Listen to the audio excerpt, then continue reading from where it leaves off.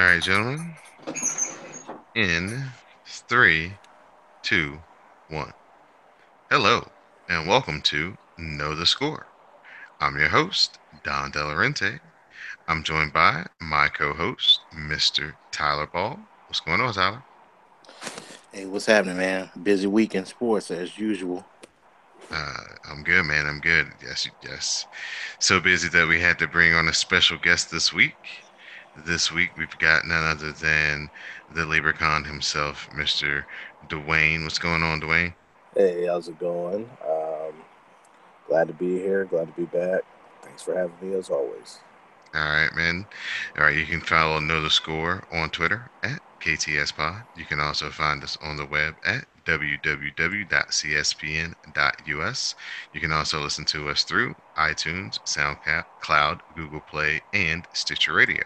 You can also download us through any app that plays or lets you subscribe to podcasts.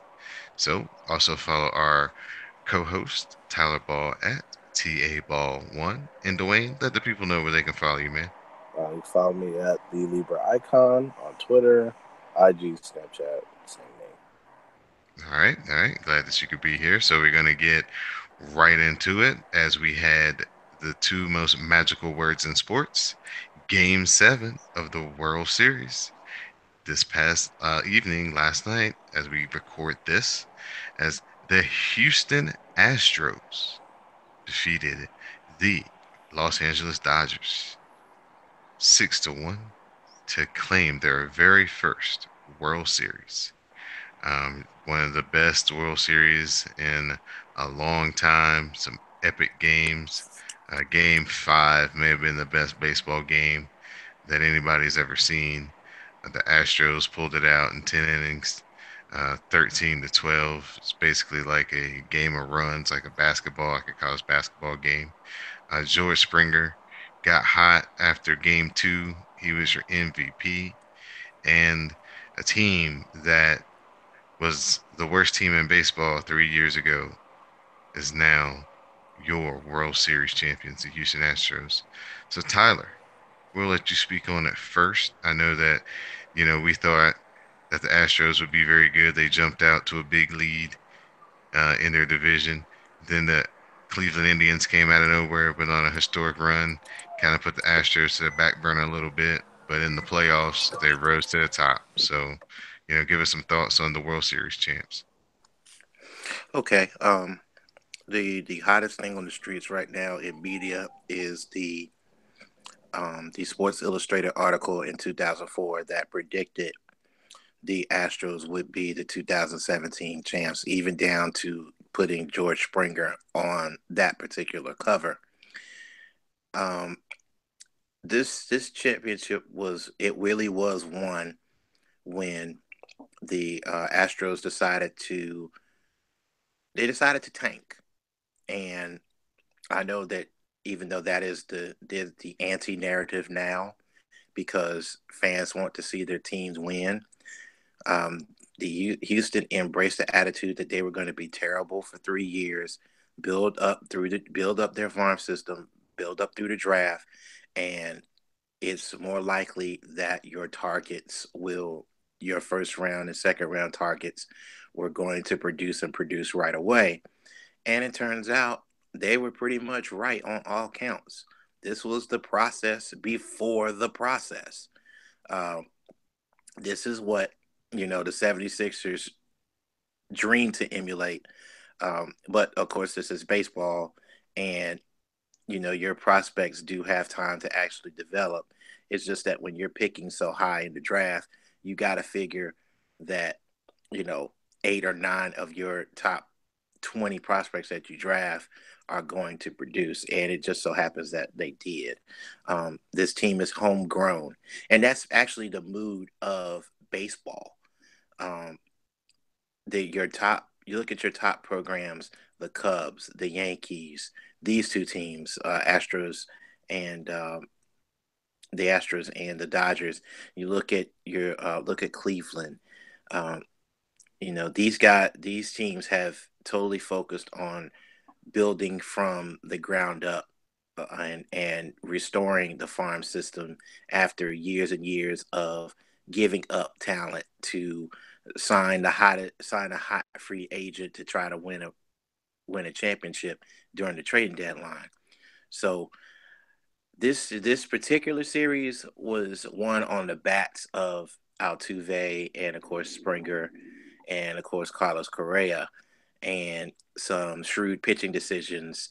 Um, you know, for uh, for example, and a guy like McCullers throwing curveballs and confusing the Dodger bats.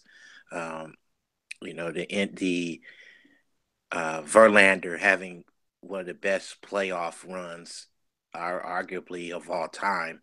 Um, right up into the series. I mean, he was undefeated going into the World Series since he joined the team via free agency. He was that final piece. Um, but overall, Houston is just one of those worst to first stories, and that's going to be the model of how not only just in baseball but in every other professional league they're going to try to follow the Astros because the Astros are considered to be kind of a medium market, not necessarily a big market. So that's the model. You're going to have to take some losses, and they took 300 of them. But to build where they are right now, and now they're ready to have a 4 or 5 year run, they feel like it's worth it. Dwayne, I'm gonna bring you in on this. As the series wore on, it kind of looked like the ebb and flow of the games. It looked like the Dodgers still had the upper hand going into maybe what could be a game 7, in their stadium. What do you think happened to them? Do you think the pressure got to them, or just a bad pitching matchup because the one person on the staff that the Houston Astros would be familiar with would be Yu Darvish because he came from the Texas Rangers, and that's a divisional rival for Houston. Right. And I also think, $265 million payroll. The Dodgers, they had some guys in the system, but they also bought a lot of talent too. And, you know, developing the talent outdoes buying the talent. You could look at the '03 World Series when the Marlins beat the Yankees. And also, to answer the question as well, I think the pressure did get to the Dodgers. You have a team that has had a lot of great success in the regular season over the last several years. They've had moderate postseason success. Clayton Kershaw, one of the best pitchers in the game, but he's had a shaky postseason career until this year. They're able to string together some good runs in the postseason, but I think after Game 6, it was it seemed like it was written in stone that the Dodgers would take Game 7 because you have Game 7 at home.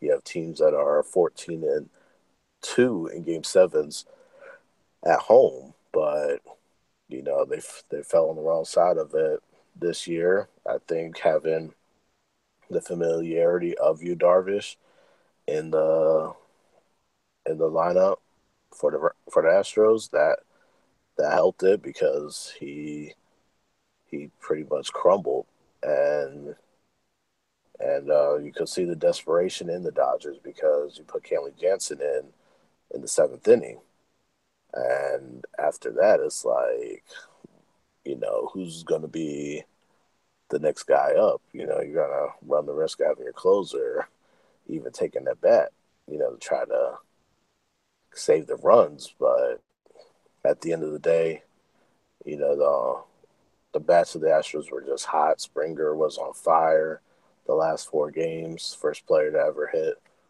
a home run in 4 straight World Series games. That's remarkable. Well deserved MVP, well deserved title. And I also think, we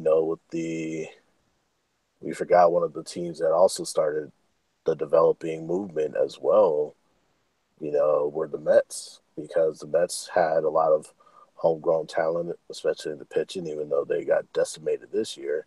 That homegrown talent got them to the World Series a couple years ago, where the Royals, another team that developed as well, out outplayed them and won. So to answer that question, in conclusion, the Dodgers crumbled.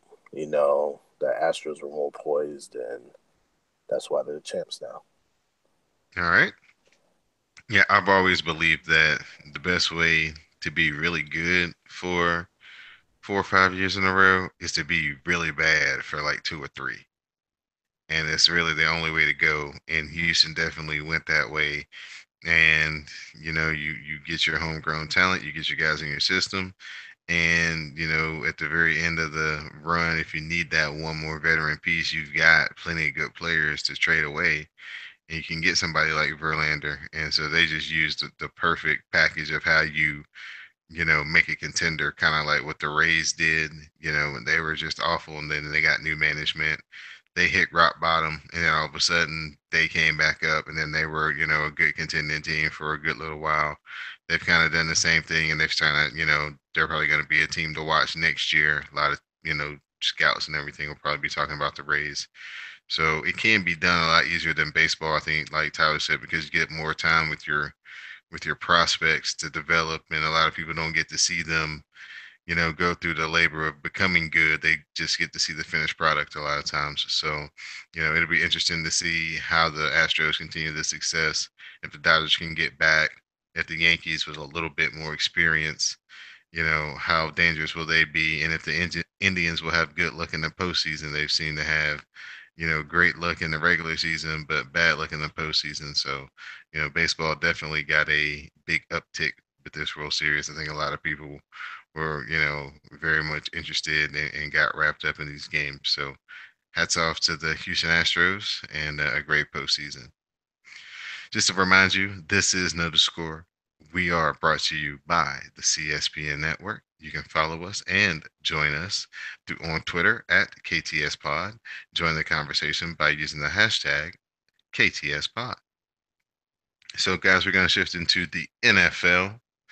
As last week we had, the battle of the two co-hosts here, as I'll have to tip my cap to my co-host, Mr. Tyler Ball, as his coaching staff outwitted my coaching staff, did the thing that they were good at, ran Zeke Elliott until they time ran out, and they defeated the Washington Redskins at FedEx Field. So congratulations, sir. A little recap of the game from your side, if you please. I, you know, after after watching it, and you know, over the last agonizing few moments of it, particularly with the late score, um, I'm kind of numb to it because I don't think either team played that well. Uh, I think that every time Dallas moves forward, they would take two steps back with some horrible holding calls. Matter of fact, you had a touchdown called back because of a holding call, and then you had a definitely a touchdown taken off the board that ended up as a field goal as a result of another holding call. So it was just an ugly contest to look at as the rains came pouring down. When Dallas figured out that they could still run the football, and as long as they didn't hold the jerseys and just remained on their blocks, Zeke could essentially carry them to the win, and that's essentially what they did. They got some gratuitous giveaways from the Redskins on back-to-back plays, uh, and the game essentially turned on one play, which was the block field goal, which eventually Dallas ended up scoring a touchdown off of after the long return by Scandrick. So it was an ugly game. I That's one of those where you just you almost throw the film clip out because you you liked what you saw in running the football, but you made so many mistakes that you just want to just not look at it. But finally, Cowboys got some giveaways, which was probably the brightest spot of the game. And that's, Cowboys haven't been able to turn over the football in all nearly 200 snaps before before the first one for this game. So that has long been a moment of discussion in the Cowboys camp.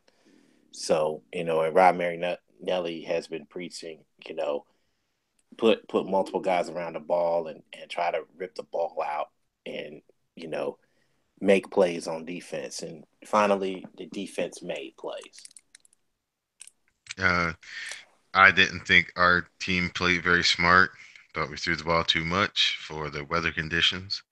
Didn't think we gave the running game a chance to even show itself. Too many passes. Then in the first half, first quarter, especially when we're playing well, offense is moving up and down the field. You're kicking field goals, only get one touchdown when you get inside the red zone. You get there four times in the first half. That's where you lose the football game. It could be, at the best 21-0, at worst hopefully 17-3. Dallas got a quick easy touchdown, so 17-7. You could, have them up by two scores, but never materializes like that. And that's the reason why I think Kirk Cousins isn't really getting the look and the love from the front office. It's just that, yeah, those numbers look nice, except for like in the games. When you look at the particular games, it's like, you know you didn't get us these touchdowns when they matter. Yeah, you were down two scores with 6 minutes to go and you score with 5 minutes left. Yeah, the probability of us really winning this game is pretty low. Now, if you could have done that in the second quarter or the first quarter, then it increases our chances of winning the game. So, um, I just didn't think the game plan was all that smart, considering that, like Tyler said, it was bad weather in the second half, especially, and the game wasn't out of reach. So, we'll shift over to this week, where the week started out with Ezekiel Elliott getting suspended once again. Tyler, the yo-yo back and forth with all of this, and I know that affects your team greatly. Dwayne, what do you think, man? Do you think that Zeke should have just went ahead and took the six out of the gate, and it would have been over with by now, and he would have been uninterrupted, or do you think that this is basically what we're going to get for the rest of the year? He gets suspended, they get an injunction, and he goes back, and he's going to make it through the whole season.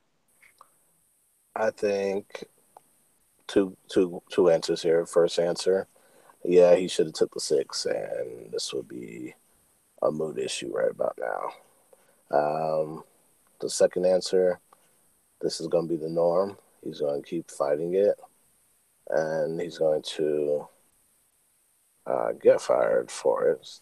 There are going to be changes, and then my whole thing is this affects my fantasy team. Okay, so I had to really just kind of find ways around it, but that's just the way the game goes. And Zeke has been great for my team personally, um, so it's probably gonna be the norm. Just gotta keep.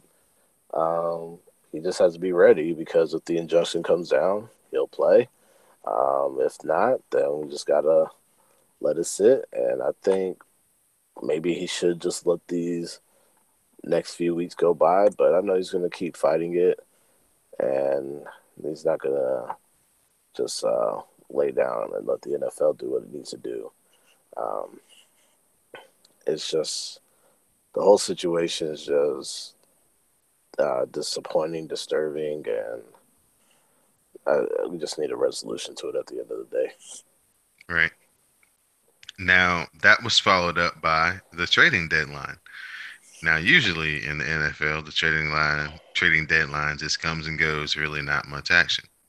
Not this year, as the trading deadline was a buzz, as Dwayne Brown was the first domino as he ended his holdout with the Houston Texans, and then he was traded to Seattle to help upgrade their struggling offensive line. So Seattle seems to be hitting their stride on offense, and now they're getting some O line help. So I know Russell Wilson is quite happy at these developments.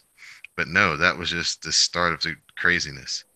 As then next, the San Francisco 49ers went out and got their quarterback of the future as they traded a 2018 second round pick for none other than Jimmy Garoppolo of the formerly of the New England Patriots.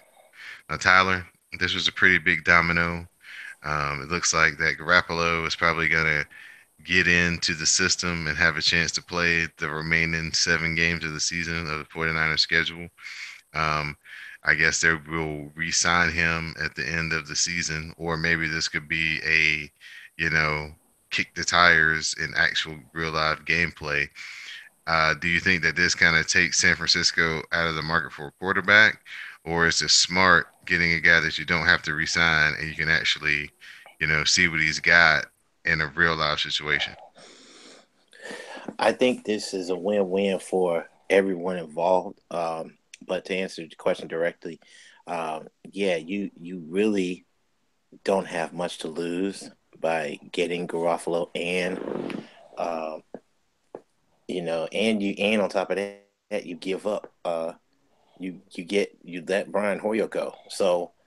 Um, so now you essentially have two positions over, so you can actually decide whether or not to draft a quarterback in the first round, and then let them win it out, let them fight it, go after the job. So I think it was very low risk, and you get probably a guy who gets a chance to finally prove himself and who wants a chance to play. I don't Hmm. think he's been around a great ball club long enough to where he finally gets his chance. So um, I know he's going to a bad team, obviously, but I think that having that opportunity is the greater of choices. And then on top of that, you now have an opportunity to look at your quarterback situation head on, and try to at least get that fixed. And I mean, after all, at the end of the day, you're still just guessing, because right now I don't see a quarterback, for a number one overall quarterback a quarterback you could take with the number one overall pick. I just don't right now. Do you look at the best quarterback prospects here? And geez, if Sam Darnold has played so poorly that he may stay in school. You got Josh Rosen, who is not the kind of season that he wanted to have. Mason Rudolph has put up some great numbers, but he's also thrown away some games too. You look at the Maverick, Riley Ferguson, who reminds me of Friday Night Lights over at Memphis. Got a cannon on him, but people are going to question his size. So there's no clear cut number one overall pick type talent. And obviously, the 49ers will probably have that pick. So I just don't. I just think you make this move now, and you get him in the running to be your quarterback, because you got a quarterback guy as a coach. All right. Dwayne, I would have thought that the Patriots would have, kept Garoppolo and kind of had a succession plan, kind of like the old school 49ers where they had Montana and then they transitioned into Young. They are going to reclaim Brian Hoyer to be Tom Brady's backup. Do you think that the arrogance of the Patriots is going to finally bite them in the butt as now they've got rid of both of their backup quarterbacks who showed that they could actually play a little bit? I think that with the Patriots, it doesn't matter who you plug into the system. It depends on how long Belichick coaches, because you could plug anybody into that system, and they will succeed. Look at Matt Castle. 2008 had replaced Tom Brady. Patriots went 10-6, and he still has a job in the NFL to this day. Ryan Mallett, somehow he still has a job in the NFL because he was able to be a reliable, somewhat backup to the Patriots. So I don't think not necessarily having an audition, and they should enhance the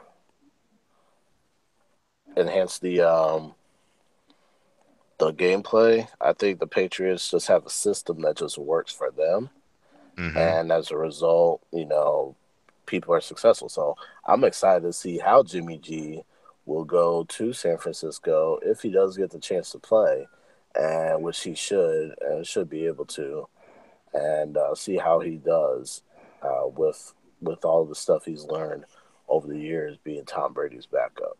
I want to see how he does. I want to see if he can get that team turned around where he can make it his team, so they don't have to worry about trying to sign somebody in the off season. Of course, that was the whole anticipation with Shanahan and Cousins having the relationship in Washington. Would he be the guy in San Francisco? We just have to wait and see. Mm-hmm.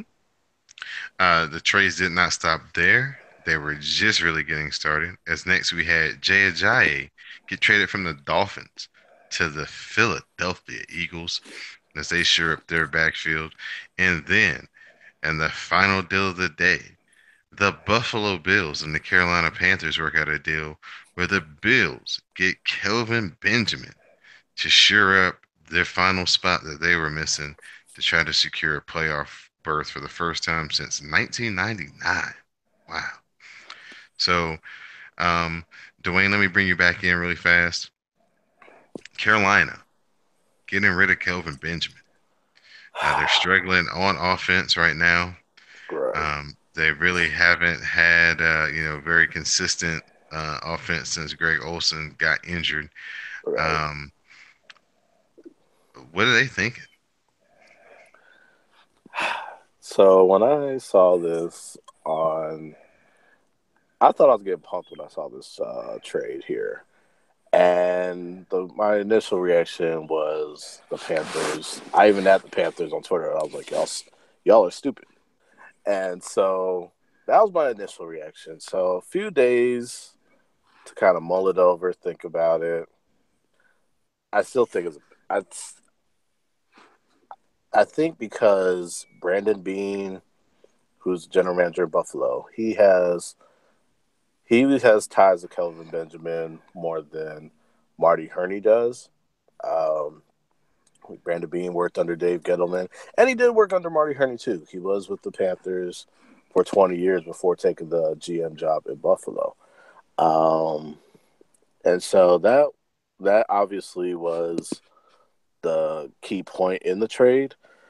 Sean McDermott was the Panthers defense coordinator. He's the Bills head coach now. And the Bills not knowing what Anquan Bolden's going to do or what he wants to do, so they needed to make a move, and they got Benjamin for literally peanuts. Now Carolina, Herney's reaction was they want to focus more on speed. So you want to utilize Demir Bird, Curtis Samuel, Christian McCaffrey, try to get more speed out there. But and then you still have a big body receiver in Devin Funches on the other side of Benjamin. Um, Also, Benjamin did cost more than Funches, so it looked like shedding salary was one of the factors too. I I get why the Panthers did it, but I think Benjamin is even though he was hurt a lot in Carolina, he was still the more reliable receiver over Funches, and especially with Olsen out, it's gonna be real interesting to see how the team's going to function without, Kelvin on offense. I don't think it was a good trade. It's one of the moves like this is one of the reasons why Marty Herney got fired before as a GM, but he is the interim GM right now. We just have to see how it plays out. Okay. And Tyler, I'll let you finish up on the trade talk with how do you feel about Jay Ajayi coming into the NFC East and helping Philadelphia, who, they're already playing lights out football, and now they kind of get one more piece to their playoff puzzle. Um, this is an interesting setup now for the Eagles. You have you essentially have a two back system that that's similar to New England. Really three backs when you add Smallwood, who is your pass catching, receiving type back. So you now have depth at the position. You can run Ajayi on first down. Uh, you can actually run him on first and second down. Maybe he'll get you 6 or 7 yards on 2 carries, and then you bring in your battering ram in Blunt on third and short. Uh, this actually keeps the Blunt fresh, and this was the formula the Patriots used when Blunt scored 17 touchdowns for the Patriots was a season back. So the formula is there, and Peterson plays. Even though I don't consider him a conservative coach, but he's kind of learning from his mentor and Andy Reid and how to really build an offense that's dynamic in every situation, which is great. I still think they need to get a receiver upgrade for them to be a real threat in the future. But because they've gotten off to such a fast start, and with aforementioned Dallas losing Ezekiel Elliott possibly for 6 games now, um, they're going to be a hard out uh, between now and the end of the regular season. So they may just waltz into the number one seed, and now their offense is a portable one. They can, they may not have to go on the road, but they can win in any kind of climate because they can run the football now, which is great for Carson Wentz, which means he probably doesn't have to be as great on third down as he's been all season long. So Hmm. you open up play action, which makes Wentz even deadlier between those 15 to 17 yard throws that he likes to hit. So this is all good for them. And Ajayi comes from a system where they run a lot of inside zone, where Miami was doing a lot of the, read option and runs out of the pistol and the shotgun. So, he'll be able to pick up on the playbook pretty easy. So, yeah, this should definitely put Philadelphia in a place where unless Wentz gets hurt, they're pretty much going to win the division unless they get swept by Dallas and they just get injuries because right now they're just playing so well, and now that they added a element of being able to jump out on you fast and now be able to put a running back that can, shorten the game, that definitely is going to cover up any weaknesses they have in their secondary for sure. So Philadelphia definitely improved themselves a lot. So getting into this week's games really fast, we got Atlanta traveling to Carolina. Um, as we just mentioned, Kelvin Benjamin no longer on the team. Cam Newton with his new set of weapons. Atlanta is really struggling. Their defense is not playing up to par. They almost gave one back to the Jets, played them tough, but they held on and won. Offense has been kind of hit or miss. So, Tyler, who you got, Atlanta or Carolina?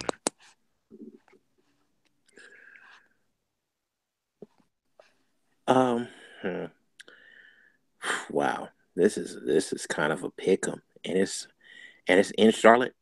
Mm-hmm. Oh yeah, oh gosh, this is gonna be tough. Well, I'm looking at what's gonna be the deciding factor, and I think that Cam Newton just doesn't have trust in it. It takes probably a week for him to have trust in the guys that are left from from losing Benjamin. Um, this is unfortunate for Cam uh, because right now he's in a bit of a slump, and Benjamin kind of helped him out of a slump. And Benjamin was one of the reasons why he was actually playing well All uh, right. a few weeks ago, where he could, he wasn't necessarily getting a running game, but he was able to hit targets down the field, particularly Benjamin. So right now, I would shoot.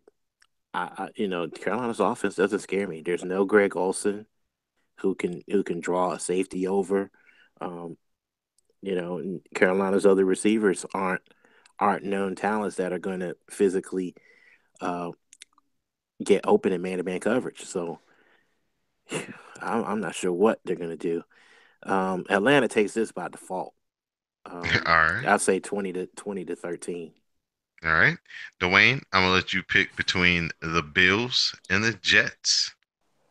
The Thursday night game tonight. So Kelvin is not playing. Not enough time to look at the playbook. So, um, anytime you have two AFC East rivals, anything can happen. And so I'm going to, most times when I go against the Jets this season, the Jets have actually ended up winning. So I want to really just say that the Jets will somehow get a win tonight because they will run the ball effectively. Um, Tyrod Taylor, he'll scramble, he'll do what he needs to do. But I think he still doesn't have a consistent aerial attack until Kelvin learns that playbook. And I want to go with the Jets on this one. All right. Now I'm gonna come back to you for this one. Detroit versus Green Bay. All right, the other primetime game Monday night. So I'm going to go with the Lions because I still don't trust Brett Hundley. I know Aaron Rodgers is back in the facility trying to get Brett geared and ready for the rest of the season, trying to do all he can to help, but it's just not the same with Aaron Rodgers. The Packers' run defense is too shaky. And I think Abdullah's going to have a better game. I think Aaron Jones is going to play well. They run the ball quite a bit, but Detroit has the advantage. I want to go with Detroit. All right. Mr. Tyler Ball, I'm gonna bring you back in as your Dallas Cowboys take on the Kansas City Chiefs. What do you think? Well, um, Kansas City has everything that it can ask for. They get a game on turf in Jerry World. They've got the speed on the perimeter. They've got a speedy running back, and they've got a Dallas linebacking core, with the exception of Sean Lee, that doesn't tackle well. This can get really ugly. Um, I think that Dallas will try to keep pace by throwing over the middle to Witten, maybe getting some, maybe try to get Cole Beasley loose as he's kind of been quiet over the last couple of weeks. But quite honestly, um, even if Dak doesn't make the usual mistake, um, if he makes one, it's still going to be one too many.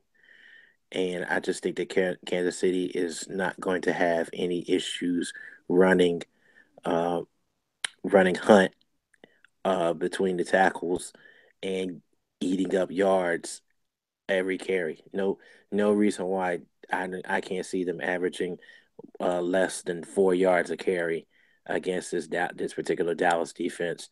And of course, you get play action to Tyreek Hill. Dallas has nobody that can stay with him. So you hit a couple of those, you get a lead, you sit on the ball, and Dallas may try to keep up, but they're probably going to be one or two scores behind the entire game. So I'm looking at Kansas City 28, Dallas 17. All right. And the final game that we'll talk about will be the Washington football team traveling out to Seattle, Washington to take on the Seahawks.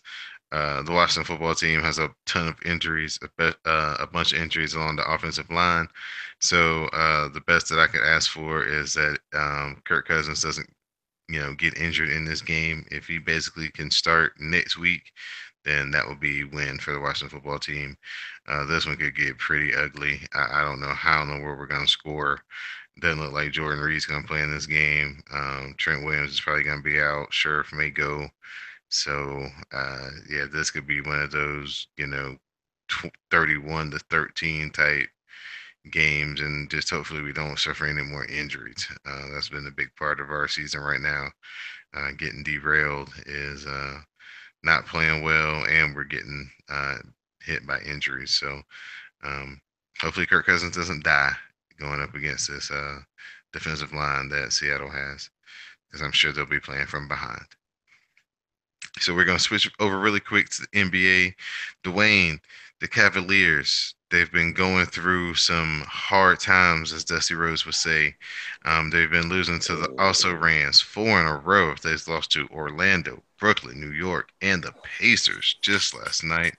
Some of these games have looked, really bad as far as lots of turnovers and lacks on defense. Is Isaiah Thomas the cure for what ails them, or is this something that we probably should have expected, considering that they're an older team and old guys don't really like to play defense? Oh, that's a good question. I'm going to say that it's a case where it's some of these teams aren't really as bad as they look. I mean, the Magic are tied at the top of the Eastern Conference, even though it's 8 games in the season. They're 6-2. The Pacers are 5-3. The Pistons are 5-3. And Brooklyn, who was supposed to have like no wins right now, they have three. So I don't know what. It's kind of hard to say if Isaiah Thomas is the answer per se. Um, he's a very dynamic player. I mean, me being a Boston Celtics fan, I loved him in Boston. I hated the trade at first when it happened, but I think he can help them get right. I think he'll give them another score behind, behind LeBron. But a lot of these teams that Cleveland has lost to aren't bad at all. So I don't know if I maybe it's the fact that you know the teams that they're playing know how good they are, how good the Cavs are on paper, and they are looking to give them their best shot, and they're giving them the best shot and winning. So it's just one of those things where it's early. Like I said, 8 games into the season. 20 games, I think, will be kind of the start of the barometer to see how good teams really are. And we just got to see what happens in the next 12 for the Cavs. Okay. Tyler, I'm going to talk to you about the Washington Wizards.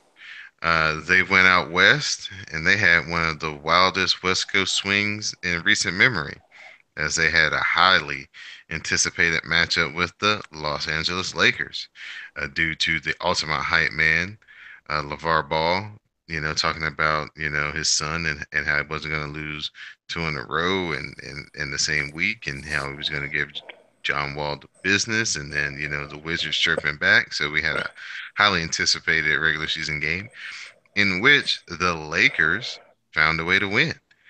So then the Wizards followed that up by traveling to the world champs. And they were playing extremely well. Had the champs down by 18, 20 at some points. But that was all mired by Bradley Beal getting into a scuffle with Draymond Green and the Wizards blowing all of the lead and losing to the Golden State Warriors. So then they travel up to Sacramento. They handle business there, get a nice win. And then the last night of the road trip, they found a way to blow another 20-point lead, but this time to the Phoenix Suns. So, Tyler, what in the world is going on with the Wizards?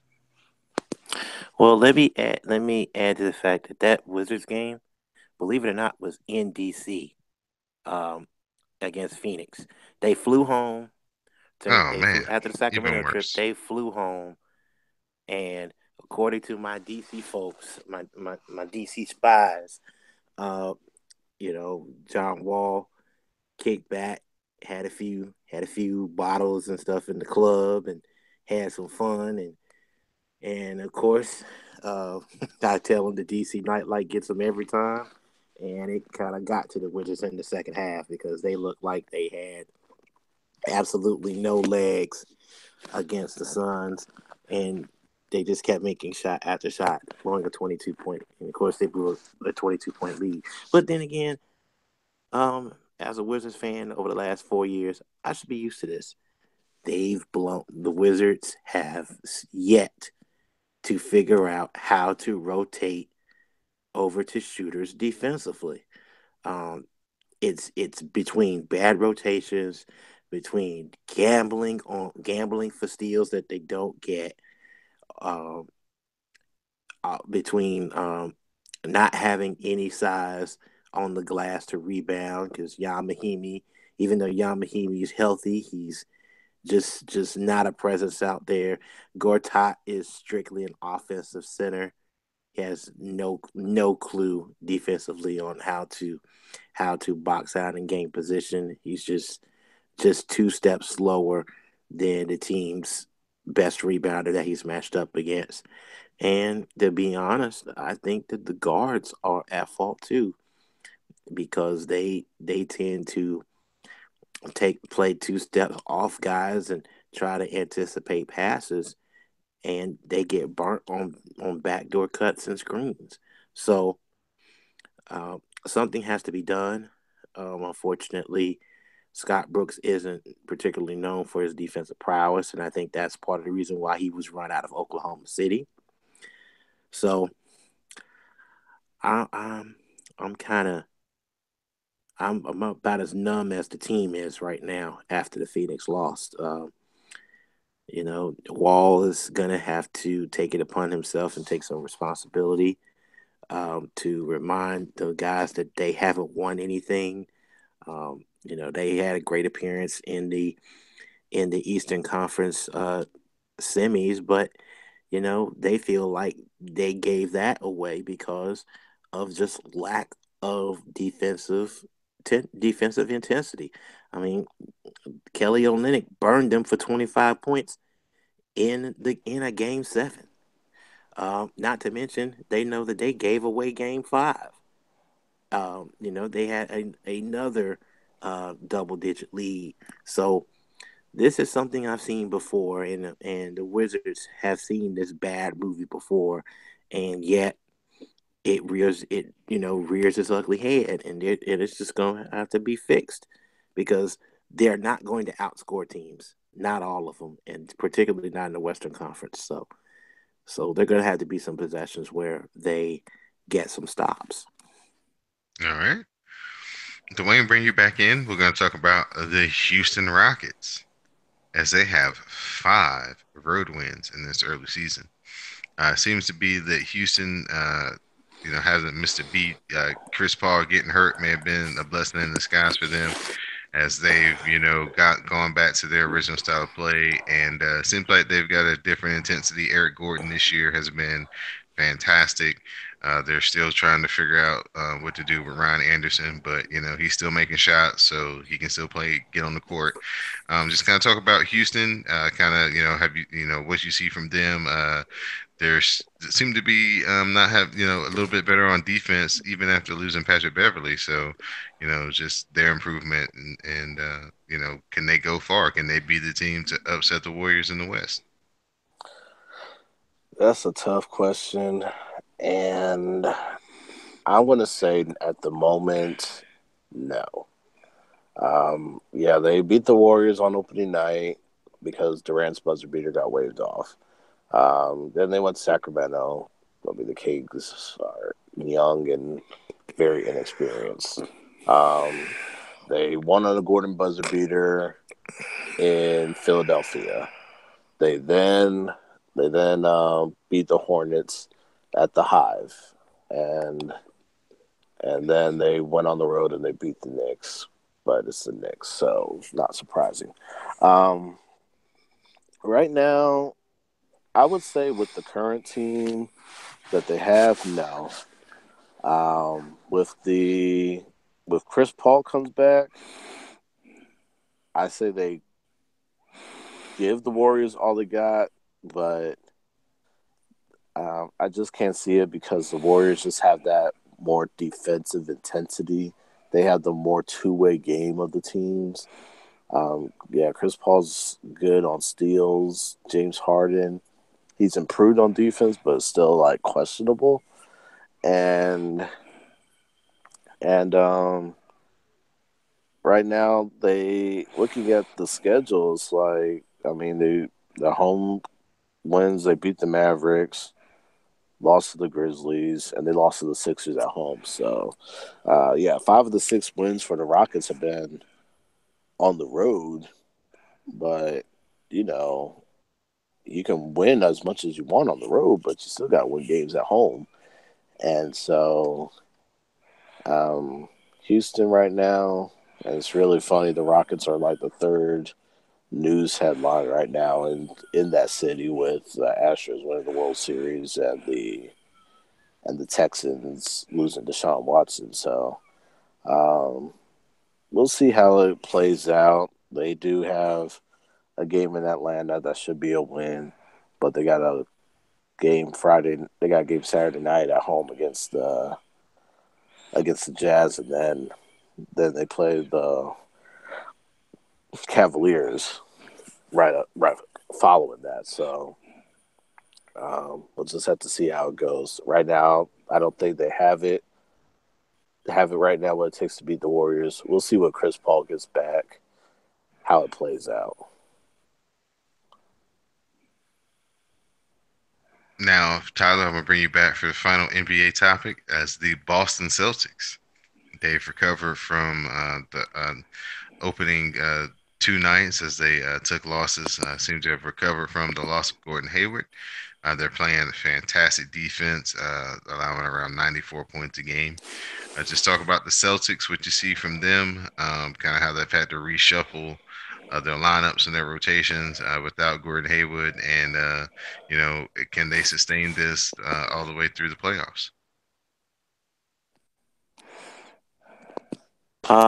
Boston is interesting to me.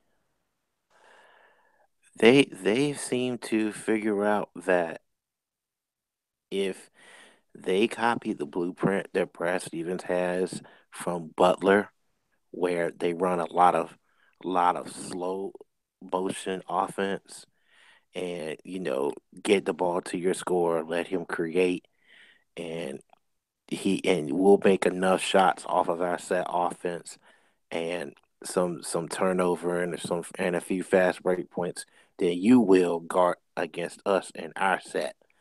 Um, what's shocking about this is, Boston apparently had given away their top two defenders in trades in Jay Crowder and Avery Bradley. So that means this is a team. This is actually a team defensive effort. Um, so you got to give them credit.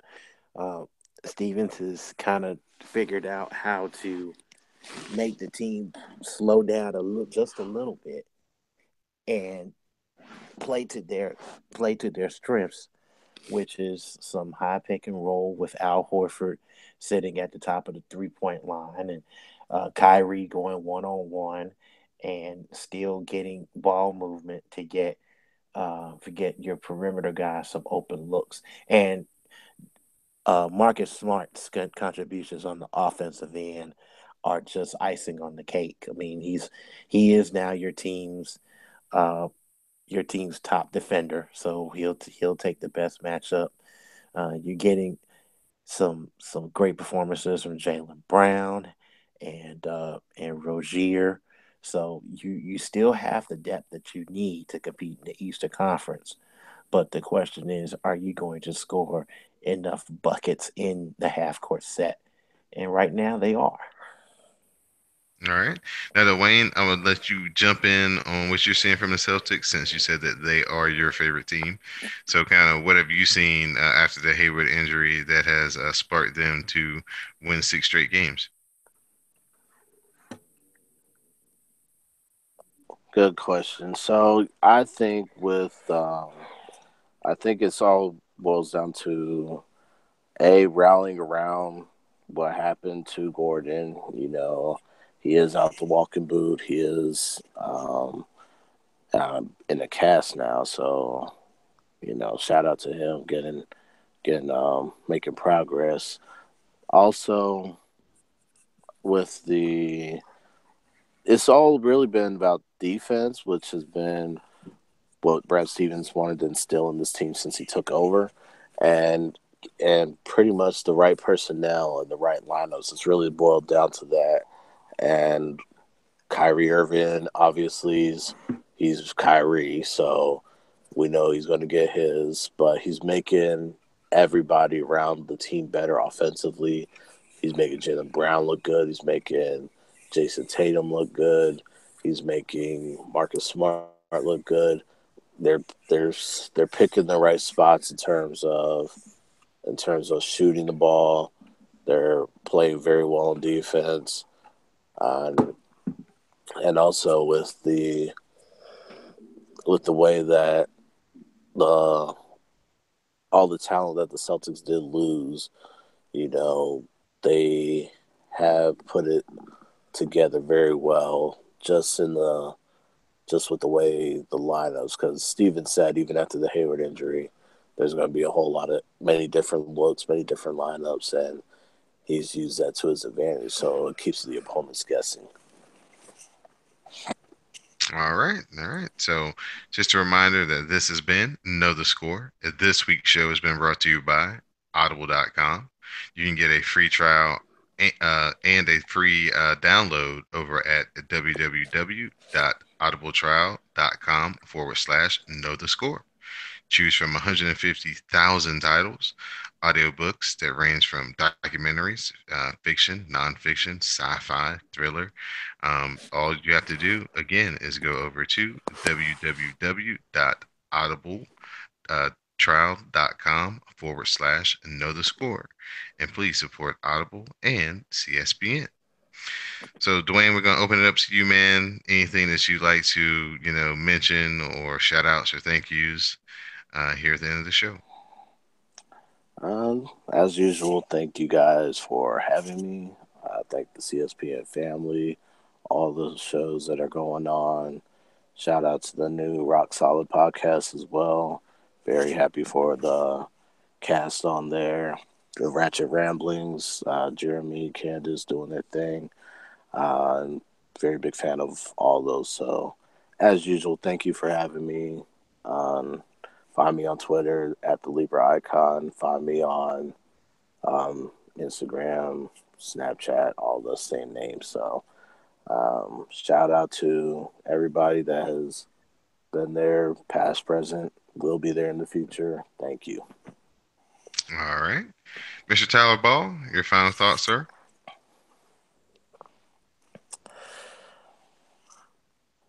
Um, Now that I'm thinking about the I'm gonna check out a Football Life um on the NFL Network tonight. The focus is on Jim Kelly.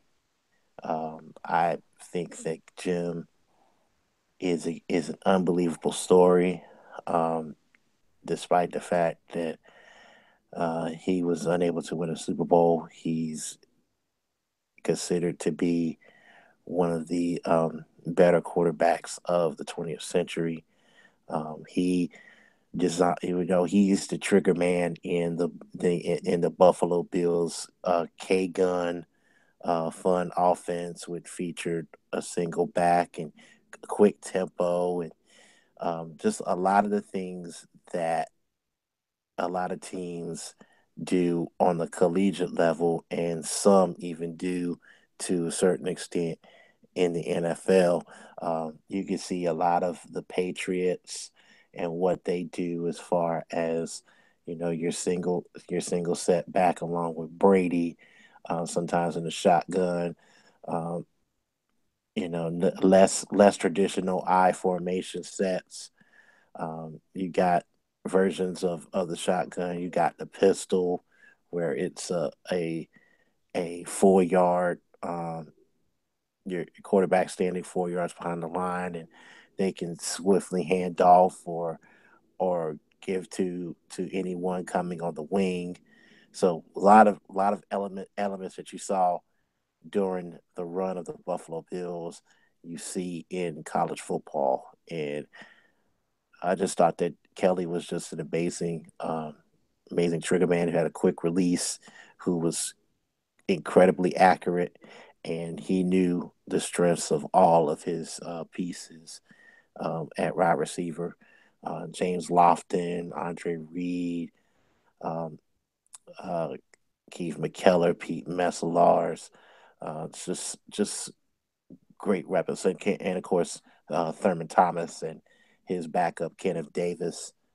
Just fast guys who could catch and do a little bit of everything. So, you know, plenty of games that I could see.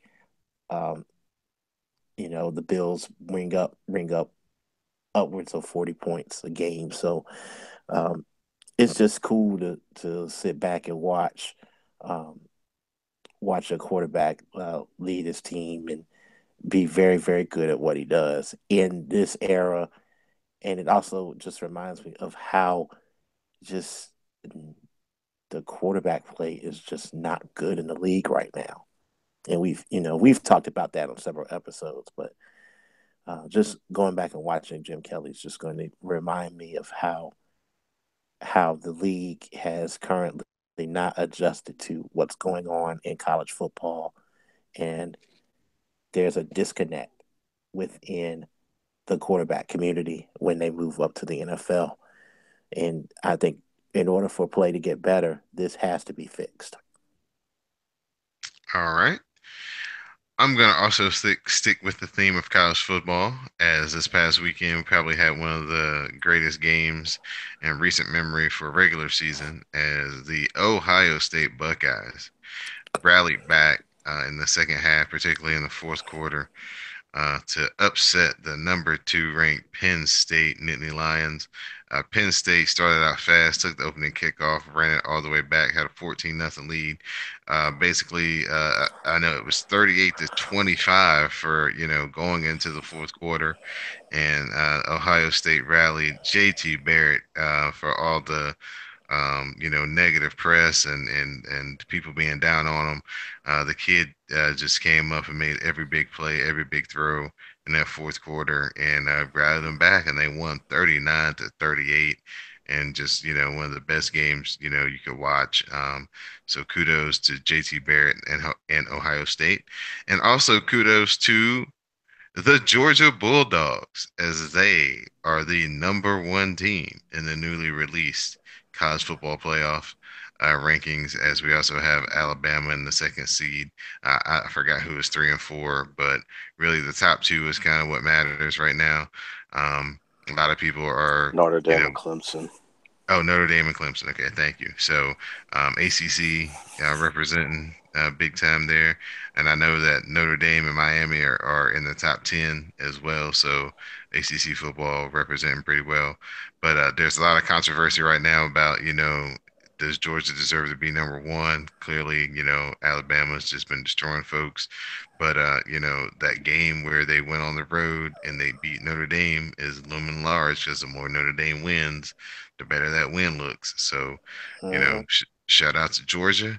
And hopefully the success, and the unexpectedness, because I don't think anybody really expected Georgia to be number one when this poll came out. Hopefully it doesn't go to their head and they don't get tripped up, and we get the epic battle everybody's looking forward to in the SEC championship game between possibly a number one Georgia and a number two Alabama. because South Carolina is next at Georgia, and they're 6-2, and they can upend them pretty easily. Yeah, so definitely going to be one of those games where Georgia is going to have to focus and handle prosperity and handle the love that they've received from the national media and the people who vote for the playoff committee. So, um, the fun part of college football is definitely going to start now. Now that we have the rankings out, last year it was like it was a curse to be number one because everybody got knocked off as soon as they got named number one. So we'll see if Georgia can hold on to it through the end of the season. So that's a story that I'm looking for the rest of college football season. So with that being said, for our special guest, Dwayne, aka the Libra Icon on Twitter, and my co-host Tyler Ball, you can find him on Twitter at taball1. I'm Don Delarente, and now you know the score.